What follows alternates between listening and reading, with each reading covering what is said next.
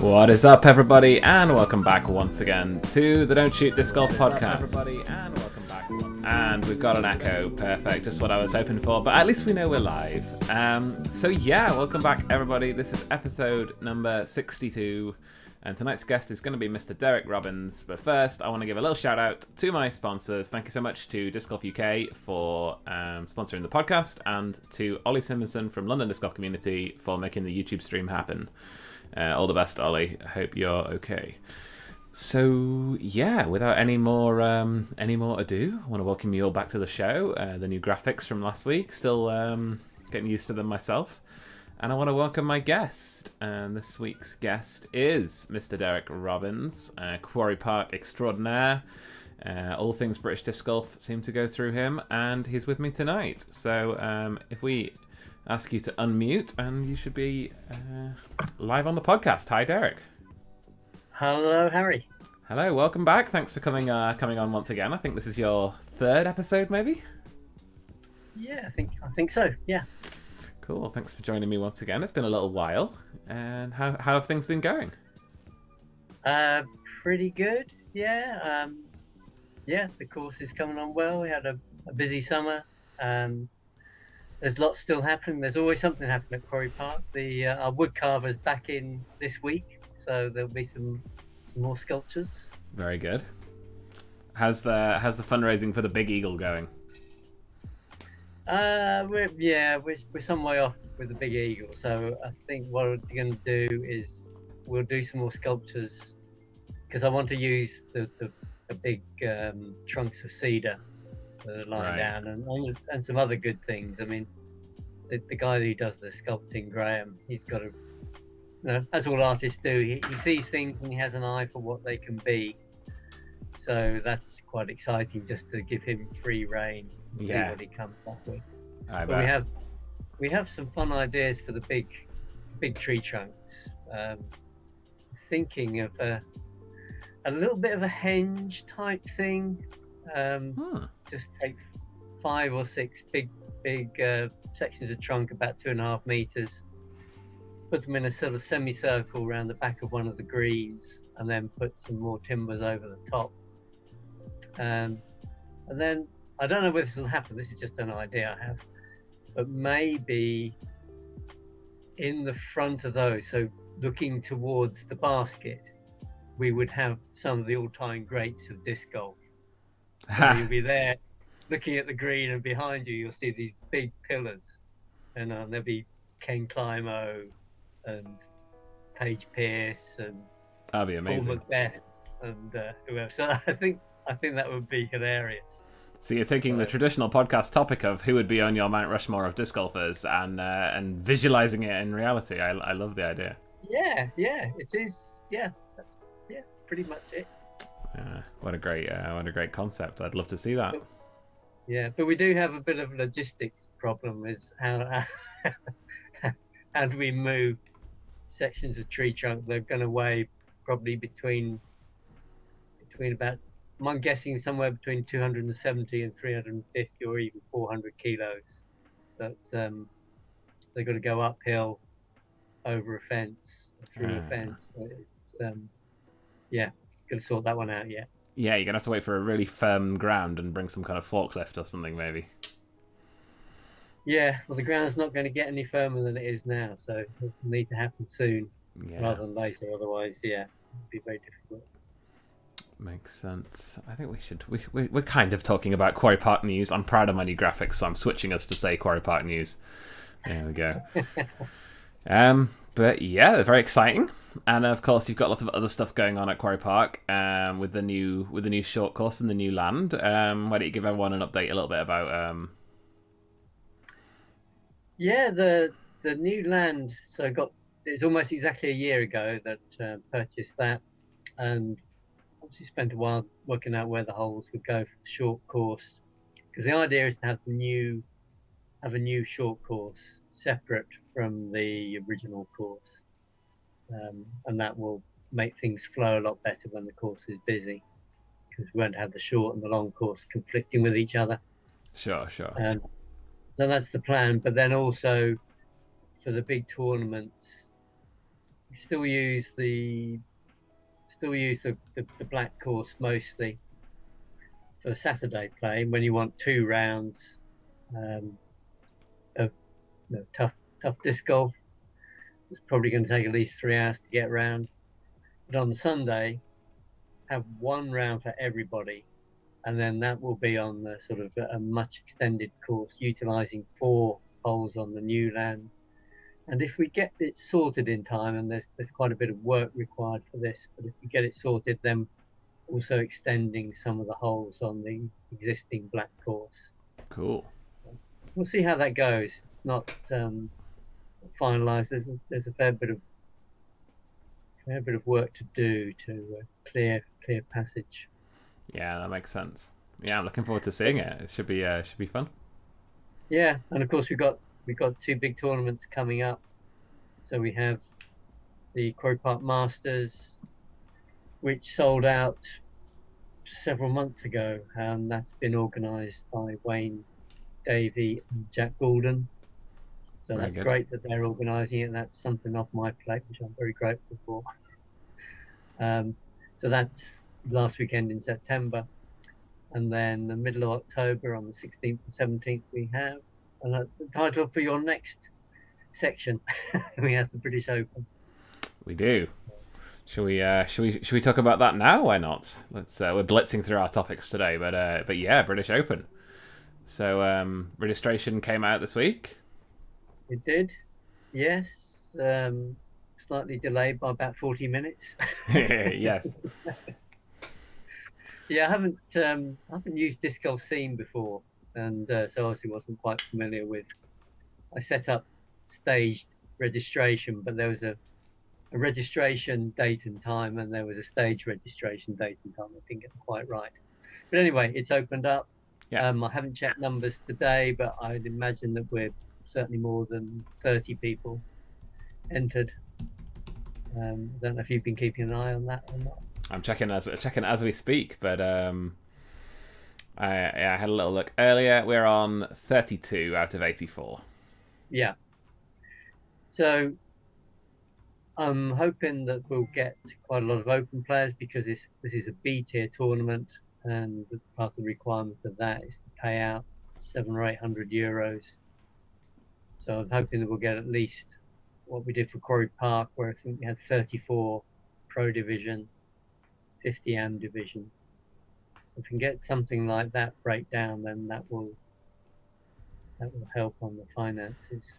Yeah, you may have to give a few MA1 players a push and encourage people into Open. But currently, you're looking at 8 MPO, 2 FPO, 4 MP40, and 5 MP50. So that's 20 Open players.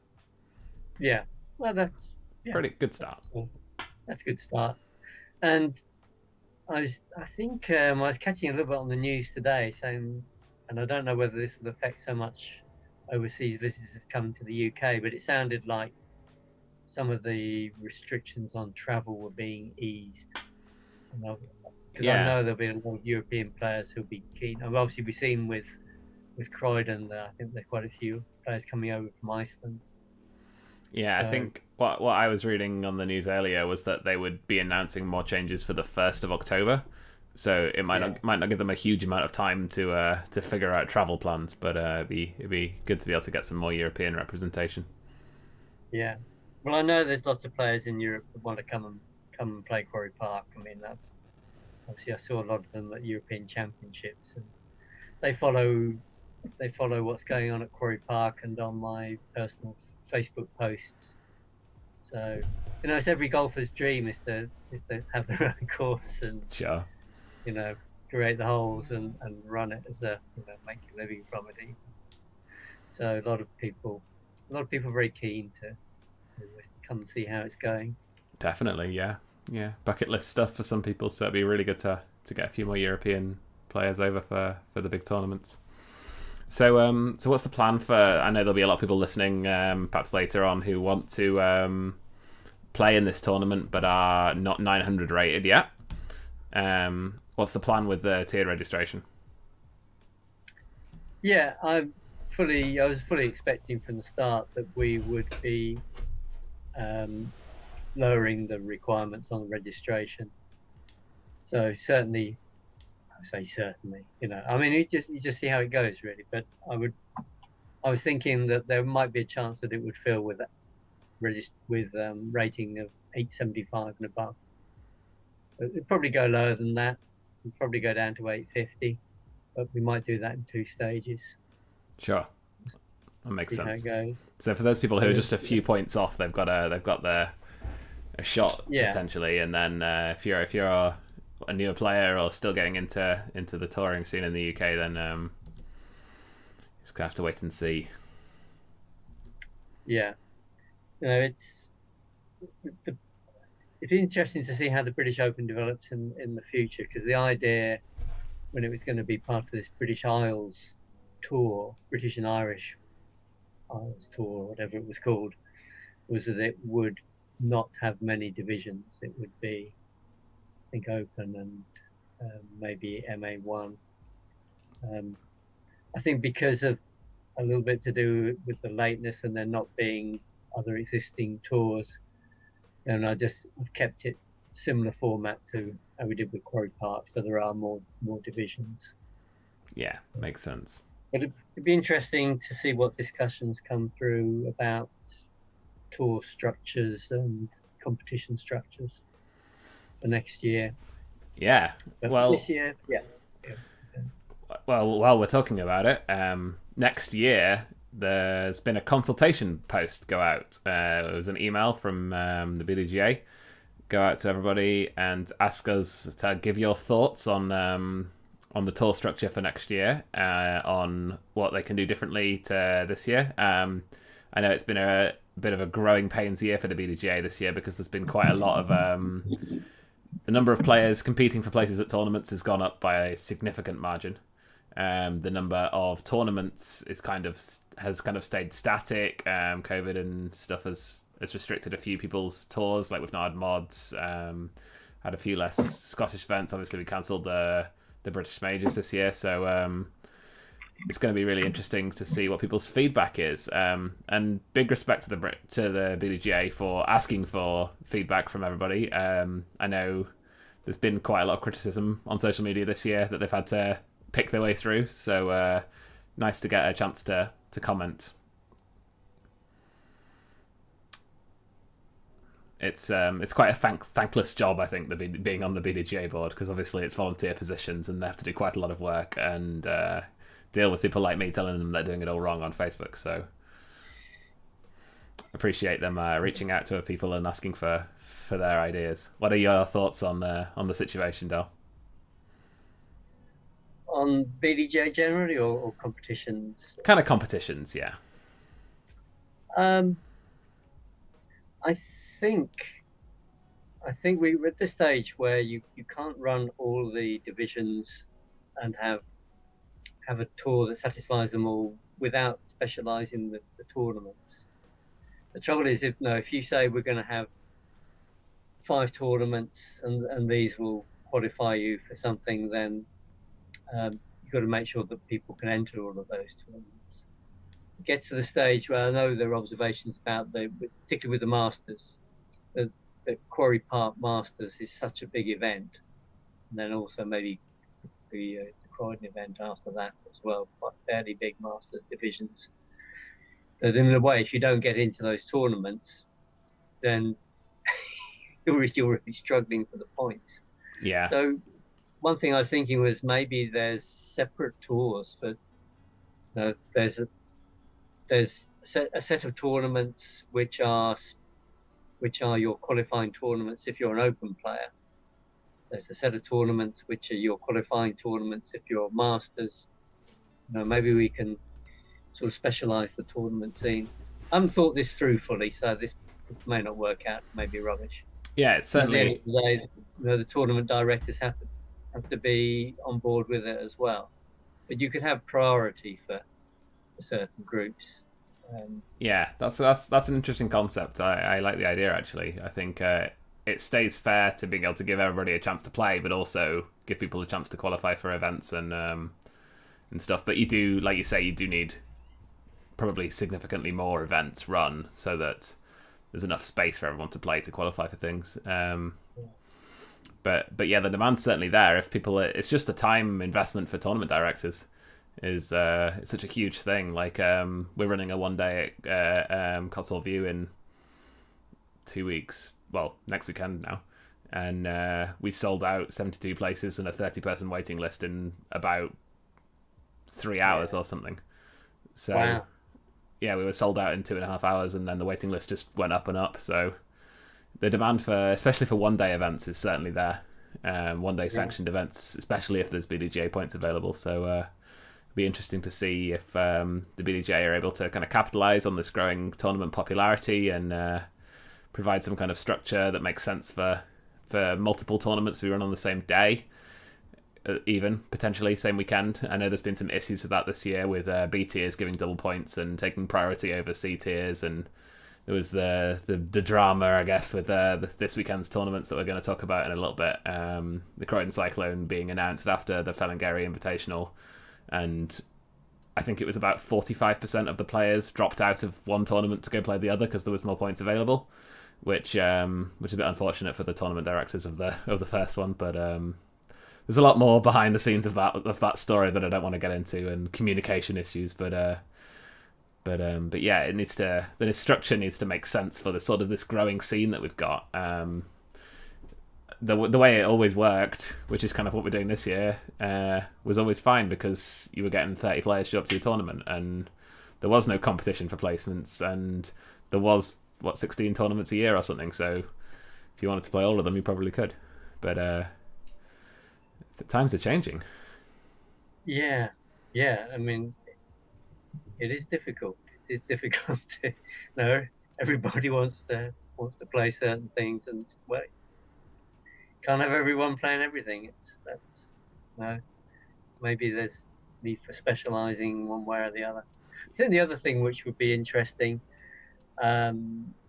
is also whether we go a little bit more regional as well, and there'll be some good arguments for that in terms of carbon footprint as well, to say that number of events, let's try.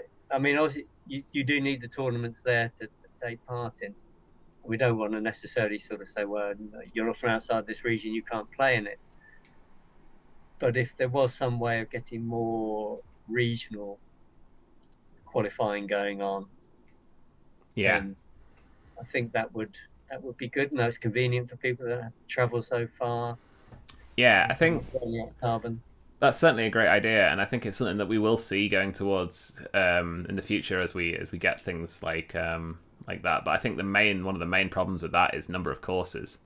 For example, especially up here in the north, we just don't have the courses to have any kind of northern tour or northern event series or anything like that. Like we've got Manchester, we've got Burnlaw, which have its own very special scenarios and times when you're allowed to go there, and you have to align your chi with the solstice and stuff. And then we've got Charlie Park, which is 9 holes, Valley Gardens, which is 9 holes and hasn't been maintained in ages, and then that's pretty much all we've got. So not really going to be having any kind of Northern English tour for a little while until we get some more courses in the ground. But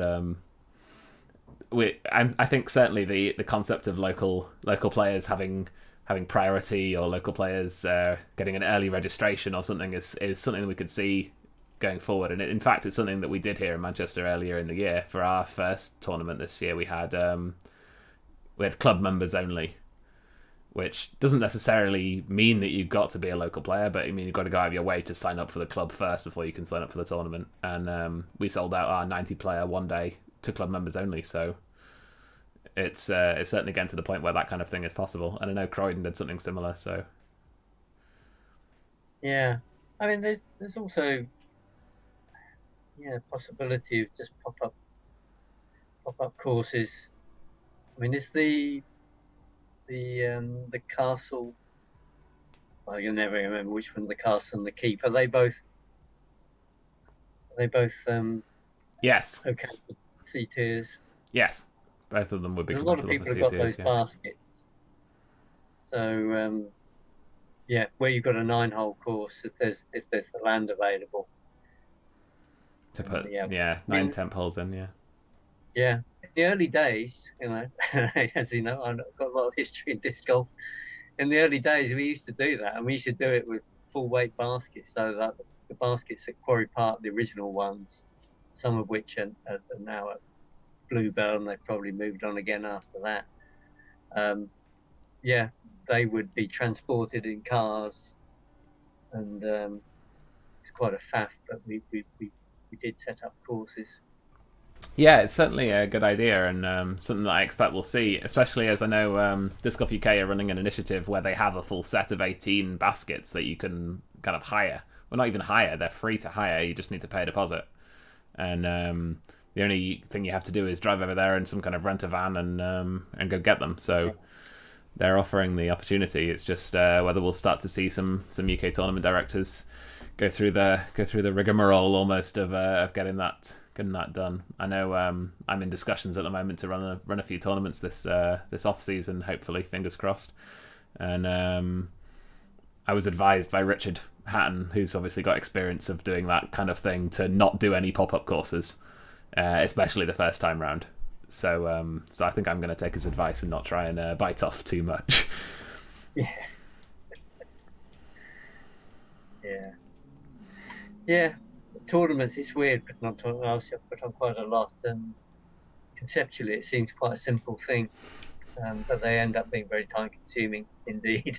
Yeah, certainly starting to experience that. Think, why did I let myself in for this, or why didn't I just prepare more things, do things better? And same every time. Yeah, that was my thoughts exactly at 7 a.m. on Sunday last week when I was parked outside of Manchester Disc Golf's container with the roof down on my convertible, trying to jam tables into it at various angles to try and fit as many things in a Saab as I needed to drive down and run a tournament. So yeah, certainly an interesting experience. But yeah, I suppose this is UK Disc Golf news, isn't it? Yeah, we ran the Berg only event at Gillies Disc Golf this week. On Sunday, it was my second event running the entire tournament, my third event as TD, and yeah, it went pretty good. We had a really good time. Turnout was a little bit lower than we'd kind of hoped for. I don't know really the reason, but maybe event 3 p.m. on a Sunday was an interesting choice. Maybe the appeal of Berg only is somewhat limited, and after running 2 in the same summer was a little bit too niche, but yeah, it was a good event. We had 23 players, and we kind of adjusted for the lack of catering. I made the sandwiches and the cakes and stuff myself, and people seemed to enjoy them, so that was good. And yeah, we ran a good event, and Gillies Disc Golf is going to be a fantastic tournament venue. I'm just saying right now, like even for what we did with the 12 holes and shortening one of them for Bergs only and stuff, it was a fantastic place to play, with the sort of the car park being a really good central space, and the course playing kind of not too long but also really challenging, so it made it really fun for the players. And yeah, I'm really excited about the future that Gillies has as a tournament venue. Yeah. Did Matt sort out extra parking?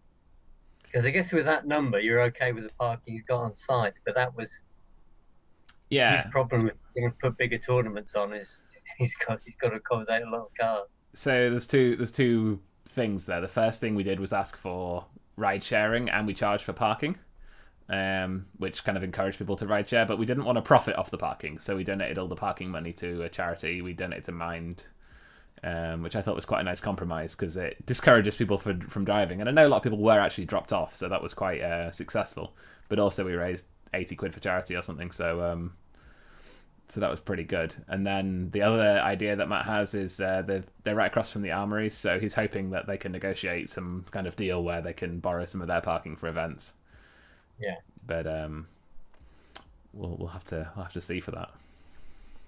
I know I'm personally very excited for their full tournament 18 to be open, because I think that's going to be just epic tournament venue.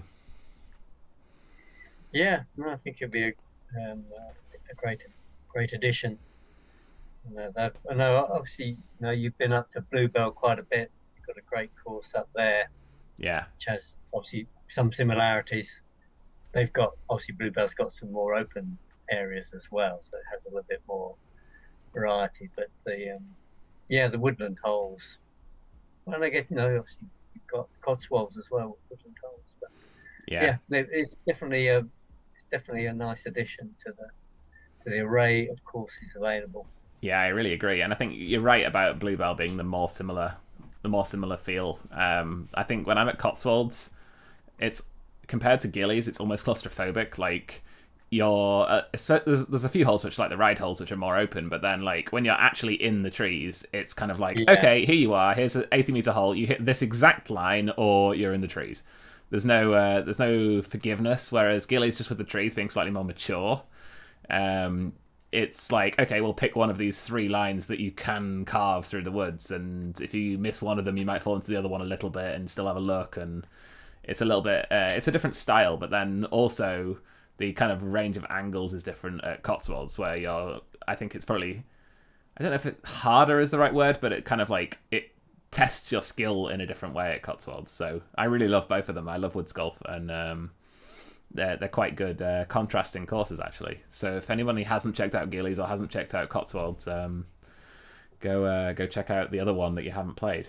And if you're waiting for Gillies day rate, it will be next week or the week after. So stay tuned for that one. I know that was teased on the AM side this week, so I can tease it on here as well. Day rate coming soon. Yeah, I know. Obviously, I've talked with Matt quite a few things on the practical side of pricing, accommodating people, and one of the things, he's just limited on space. So we can be with Quarry Park. We can be a bit more flexible on that. Although until the new land came on board, then space was a limiting factor at Quarry Park, even though we could accommodate almost twice as many people as Matt could in his parking area. But it did get to the stage where we can't have people rock up and say, well, we can't come on because we need to make sure we can accommodate people who are booked. Yeah, definitely. And we can't have people parking on the road. That's just a complete no-no. Yeah, I think that's one of the nice things about having the kind of the booking systems and stuff, that you can kind of reserve your place so that the capacity is going to be acceptable for the car parks and stuff. Yeah, but I mean, Matt's problem is you can know how many people you're going to get through, but you don't necessarily know how many cars that they're going to bring. True, very true. Very true. Okay, so we should probably move on and talk about a little bit about this weekend's tournaments we've got coming up. And as is tradition, we'll start with the B tier. We'll pass judgment on any of the stuff we mentioned before about B tiers and C tiers, but let's start with the Croydon Cyclone. This weekend's tournament taking place in Croydon, which is technically in Surrey. I would have said Greater London, but maybe there's overlap on those things down there.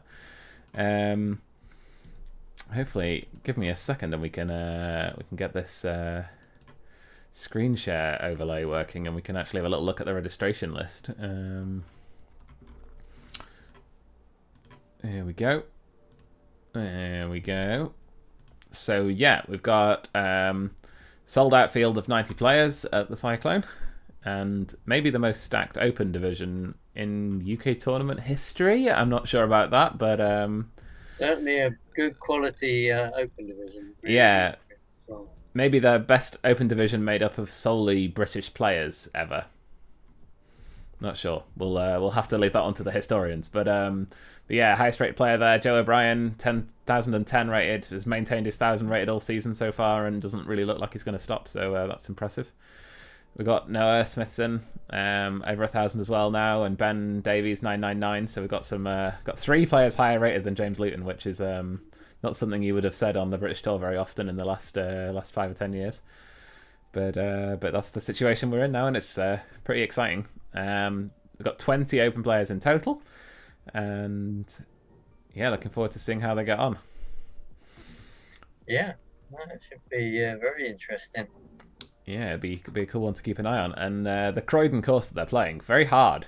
I've still only been the one time, and I was not very good at disc golf yet, and it was very wet and very windy, and it's still the only time I've ever played a tournament where I've had to rethrow from previous lie, without missing a mando or anything. I tried throwing a thumber. This was a year into disc golf, over my head into a headwind, and it blew it backwards over my own head into the OB. So so I have I learned a lot that day. Let's just leave it as that. But yeah, deep open division, and then we got two women, of course, Sue and Chan. Everyone knows Sue and Chan. We got Boye from Iceland coming over, playing Pro Masters 40 plus, and then 3 people playing 50 plus. Nice to see so many high rated masters competing. And then 16 in the AM Masters division. Lots of names here that most people who play on the British Tour will know. And 22 in intermediate. So this is where I would have been. I would have been down here somewhere. I would have I've not been competing with these guys if I was going. But very exciting to have so many good intermediate players as well. 3 intermediate women and 23 in the rec division. So a big field. Looking at the ratings, it's quite intimidating. I think until this Quarry Park event that we're going to have coming up, this might be the new highest average rating, maybe. Pretty stacked field. Yeah. No, it can be very competitive in a lot of those divisions. Yeah, I'm really looking forward to seeing how everyone gets on. I'm looking forward to finding out how the event goes down. If anyone gets a parking ticket this year, that's always a hot topic in Croydon. Yeah, excited to see. I'm looking forward particularly to seeing young Ben Holding. Yes. How he performs. Apparently he's wagered that he's going to beat James. Wow. That's a bold bet to make. He's not short on confidence, I'll tell you that. It's a bold bet. He's in the same. They're both starting off on hole 3, so I think that's why he particularly picked James. Makes sense. Well, I mean, also, yeah, James. Yeah, of course. Everybody would love to beat him. Yeah. Well, we had the pleasure of Ben at our Berg only event. He's the only person I've ever seen warm up so seriously for a casual, unsanctioned one disc tournament. But he's in it to win it, and it was quite impressive to see. And he put up a really good fight.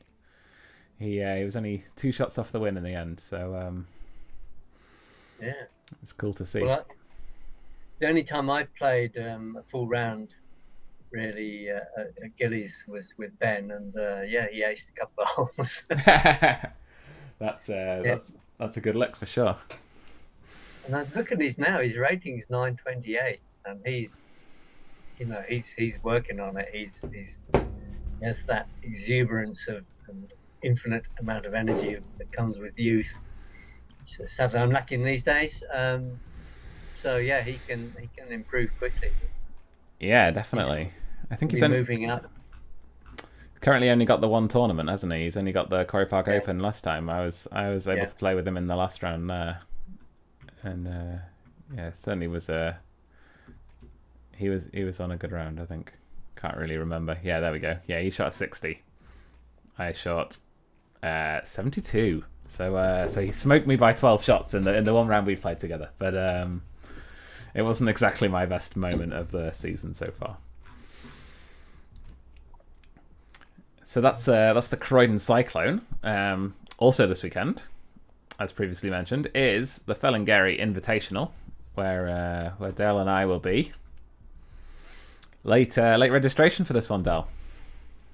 Yes, it was. Yeah, the difficulty with having a course is you need to make sure it's staffed. And so a few weeks ago, I was fully expecting that Jack would have been now working in I call a proper job. And then Ali had been talking about going off with his girlfriend on a touring around Europe. So I really wasn't sure whether I had any staff. Right. So those are the things that make it very difficult for me to commit very far out. I mean, I will commit sometimes and just think, well, I'll just force the issue. I'll register for something, and then I'll have to find somebody to cover for me, and it will probably it will work out somehow.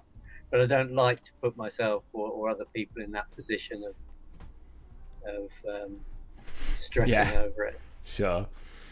But Ali is Ali's working the weekend, so that's great. Nice. Shout out to Ali for covering and letting you come to Wales. So have you been to Felingary before? I've not, no. And I've always, for a long time, I've wanted to tour around Wales a little bit. I've got a niece who lives in Brecon Beacons.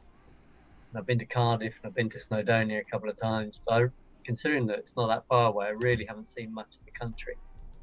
So I'm going to take the back roads to get down there tomorrow. Very nice. Yeah, really looking forward to seeing the course. I mean, elevation, which Felingary seems to have an abundance of,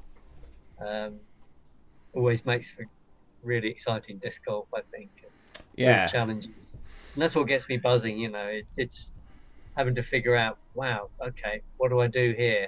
I'm on this steep slope. I haven't got easy balance on here. How am I gonna figure out what to do? Those are the things that really get me involved in the game. It's certainly interesting. I've been promised by Richard Hatton that there's a 40-meter hole that I can't reach, so I'm looking forward to seeing what that plays like. Yeah, it's interesting. Before I was working obviously at the course again today, and just as I was going thinking, right, there's some steep holes, I know, so we're going to be throwing uphill. Throwing uphill, you want something very light and understable. So I pulled out a disc I've never used in a tournament, which is a 130 gram Innova Ace disc. Ha! It's really designed for juniors. Yes. So it's great for them. It's a good disc. But I'm figuring maybe that has a place in the bag. Yeah, maybe. And it only weighs 130 grams, so not like I'm carting 180 grams around the course. Yeah, no harm, no foul. Exactly.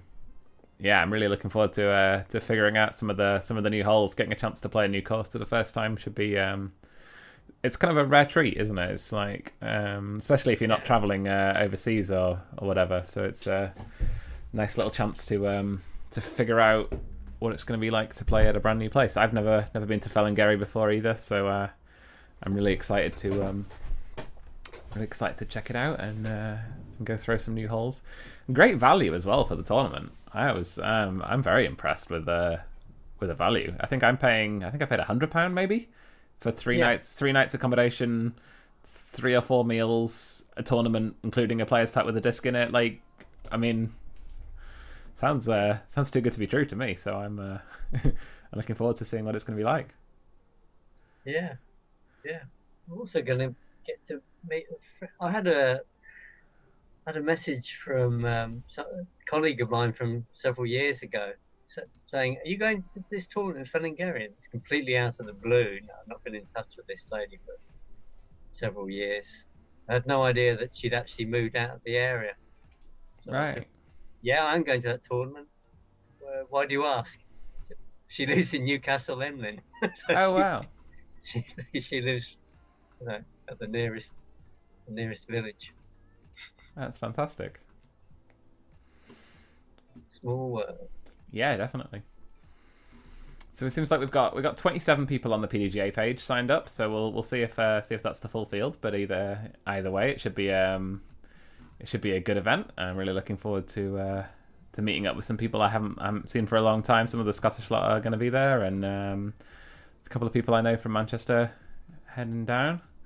So it should be a really cool experience.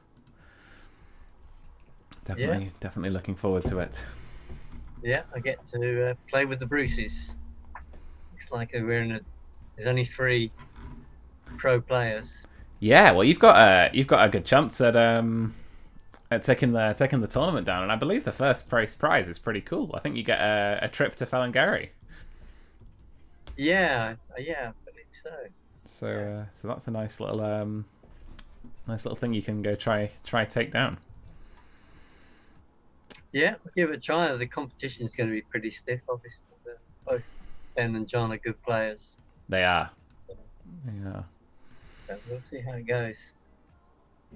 Yeah, really. They are really relations, obviously, to the owners of Felingary. I didn't actually know that. That's interesting. I was wondering how kind of that all came about with John being the one running the tournament and stuff. So that's yeah. I'm not sure. So there's Alan, there's the guy. I forget his wife's name. It's something like, I think the brother of one of the owners is maybe Angus Bruce's wife's sister or something. I don't know. It's one of those. I know the type. It's family anyway. Very good. Family. Well, I'm super excited to check it out, and I can't wait to see what it's like. Yeah.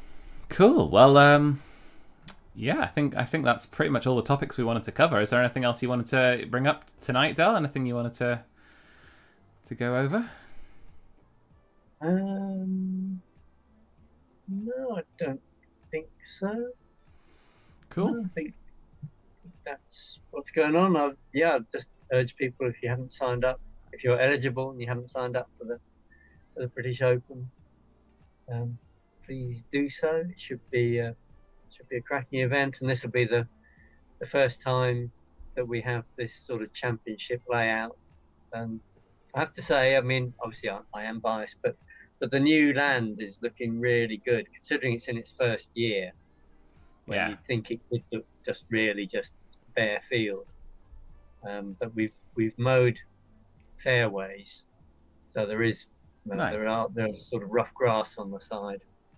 I'm really looking forward to seeing it again, because I've seen it twice so far. The first time it was a mud field, and the second time you just put some of the new turf down, but I didn't go actually on the land at all. I just sort of saw it from afar. I think I was stopping at Quarry Park as a service station, so I was kind of running in circles rather than actually seeing it. So I'm really looking forward to trying the new holes when there's actually some obstacles to aim around, rather than just Noah saying, "Oh, that would have been OB," or "That was a good shot." So so looking forward to that. Yeah, we painted, or myself and Jack have painted a bunch of wooden stakes, so we're ready to start putting those in the ground and marking out where the out of bounds will be and where hazard areas will be. So It's going to be a little bit reminiscent of USDGC in that respect, in that there will be demarcated fairways and you'll have to keep on them if you don't want to get some points added to your score. But, we've put quite a few branches in and some old tree stumps, and it's really taking shape. And if we can get this sort of semicircular henge or Pantheon of Champions, then nice. Wow, Pantheon of Champions, what a name. Then I think it'll be really good. And like I say, we've got Graham Jones, the sculptor, producing more work, which we will probably mostly transport up there as well. Brilliant. So it's going to have some proper character to it. Yeah, well, it's a super exciting month of disc golf. Well, 6 weeks, I think, really, for me. I've got the Felingary event. I've got the Cotswold View one day that I'm helping run. I've got the Scottish Caledonian Open, and then I've got the British Open. So good bang to the end of the season, and then I'll be home for a good long time, hopefully. But really excited to get some touring done, get some more rated rounds in, show off hopefully some of my new control and skills that I claim to have every single time I come to Quarry Park, and every single time I leave with my 700 and whatever rated round, Quarry Park tells me I don't. So hopefully this is the time where I actually prove it. Yeah, so it'll all click. Yeah, well I've had some really good rounds lately, and averaging over 900, so can't complain too much. Cool. Well, thank you very much, Del. Thanks for coming on and sorting your tech difficulties out in time to come hang out with us. And the show's only been on YouTube, so hopefully we'll get some more people coming trickling by and listening to it later in the week. And it's always nice to hear you guys say, I listened to the whole thing. So if you did, then let me know. And yeah, talk to you all either next week or the week after when we next have an episode. And see you guys later. Goodbye. Yeah. Bye. See ya.